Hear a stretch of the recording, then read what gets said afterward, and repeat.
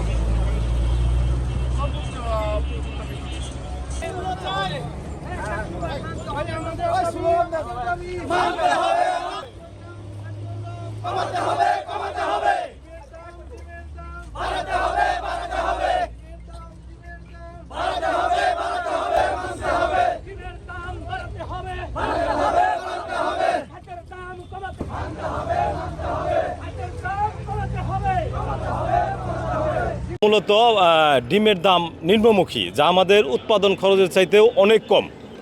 যখনই ডিমের দামটা একটু ভালো হয়, বিভিন্ন ভুক্তভোগী আইসা ডিমের দোকানদারকে বিভিন্ন প্রেশার দেয়। এখন যে আমাদের বর্তমান খরচটা উঠতেছে না, এটা দেখার মতো কেউ নাই।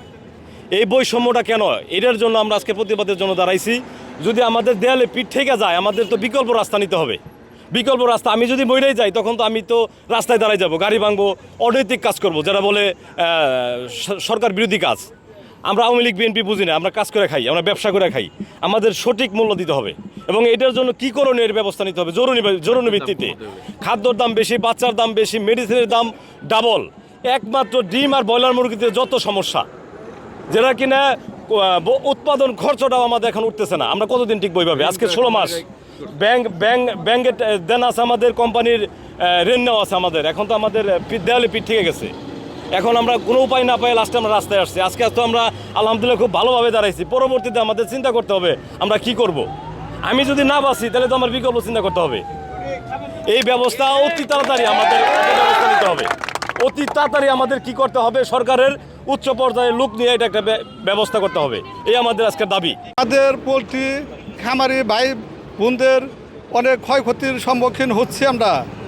যখন ডিমের দাম বাইরে যায় তখন ভোক্তাধিকার তাদের ডিমের দাম কমানোর জন্য অনেক ধরপাকড় করে, ব্যাপারীও অনেক ধরপাকড় করে। কিন্তু এখন আমাদের ডিমের বাজার অনেক কম। এখন ভোক্তাধিকার কোথায় গেল, সেই ভোক্তাধিকার জবাব চাই। ভোক্তাধিকার কারণেই আমাদের ডিমের বাজার এত নিম্নমুখী হচ্ছে। দ্বিমুখী আচরণ জানি ভোক্তাধিকার না করে।